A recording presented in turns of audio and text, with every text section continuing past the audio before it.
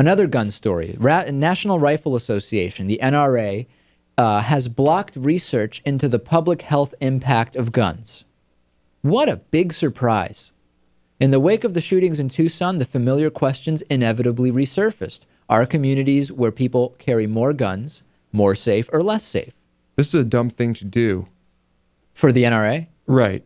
Because after the research is done, you could still contest the numbers, contest the statistics, well, but use your own statistics, use your own numbers. But this is very clear what's going on now. It goes further. Well, let's hear from them about why they don't think that this is a bad idea. So you can't answer the questions of, is the fact that high-capacity magazines like the ones Jared Lee Loughner used being available causing more violence? Is more people carrying guns making people safer or not? You can't answer it because not enough research has been done. Why hasn't enough research been done? Well, Mark Rosenberg, who's former director of the National Center for Injury Control and Prevention, which is part of the CDC, said, we've been stopped from answering the basic questions. Why have they been stopped? Who stopped them? Well, the NRA's head lobbyist, Chris Cox, denies it. And we know that any refutation we get from Chris Cox will obviously be as valid as a Sarah Palin refutation. He says the research, he calls it stuff, that came out in the 90s was political opinion, not research. Again, I'm sure we can trust the NRA's main lobbyist on gun research. And now a fraction of the money that was available in the 90s for gun research is available. The Senate later restored some of that money, but it designated it for research on traumatic brain injuries. And language was actually put into the center's appropriations bill that remains in place today. Here's the quote. None of the funds made available for injury prevention and control at the CDC may be used to advocate or promote gun control. More evidence that politicians are complicit in what I can only describe a campaign of silence. Specifically with Arizona, Mexican drug cartels, the ones that we're afraid of, they're going to come over here, they're going to kill all the people, they're bringing drugs in, the ones that SB1070 was put in place to keep at bay.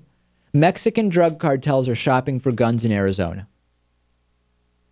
Simple as that. It turns out that it's so easy to buy guns in Arizona legally that Mexican drug cartels are actually coming over the border to get guns in Arizona. The seizure of more than 700 guns and the indictments of 34 people was announced after further confirmation that Arizona has become an iron highway for weapons into Mexico. Many legal purchases by straw buyers at Arizona gun stores are being financed by Mexico's cartels. This is a huge problem in the state. It is a strange phenomenon, said an ATF official at a Phoenix press conference. Drug cartels go shopping for their war weapons here in Arizona. I can remember a couple of years ago when the Obama administration officials pointed out that many of the guns being used by the Mexican drug cartels were starting in the U.S. And the NRA and Glenn Beck exploded in angry denial, saying just suggesting that is an attack on the Constitution itself. Just saying that people coming from Mexico are getting guns in Arizona easily is an attack on the Constitution. What's good about this? Well, it sounds like we're finally exporting something, right? We hear all the talk about the U.S. needs to export more. I guess we're exporting guns to Mexico, which we are then passing laws like SB 1070 to prevent. And this applies to illegal guns too. I actually have some video here. Here is video of an individual going to a gun show in Phoenix, Arizona, and actually buying these high-capacity clips and Glocks. He needs almost no credentials. Let's take a look and listen. Glock? Yeah, the 19 is a 9. Or this is a... Yeah, 19's a 9. This is a 40.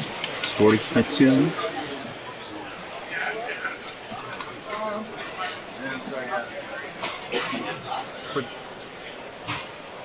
And how much is the one without the laser?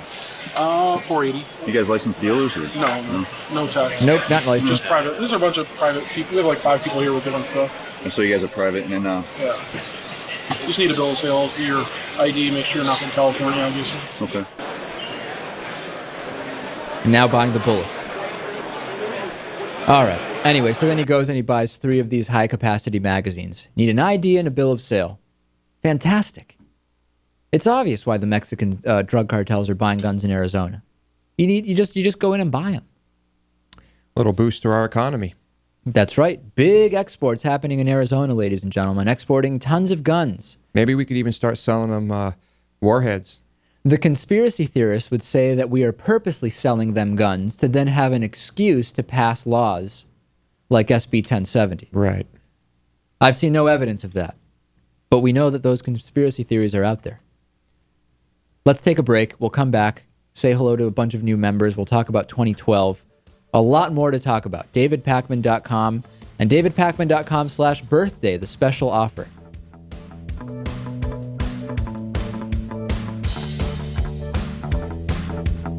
The David Pakman Show at DavidPakman.com.